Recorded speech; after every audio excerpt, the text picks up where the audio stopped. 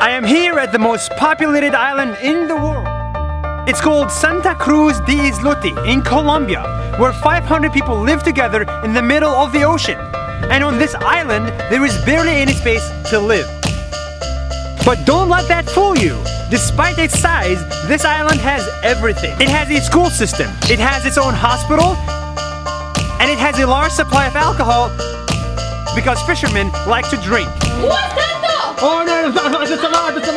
It has space for construction, satellite TVs, hotels, electricity, and even its own aquarium. In Santa Cruz de Islote, you will feel like you're in your own new mini world where everyone is your friend. Except in this world, there's no police, robberies, homicides, or cell service. This is just one big family living on a tiny island. That's all I meant it.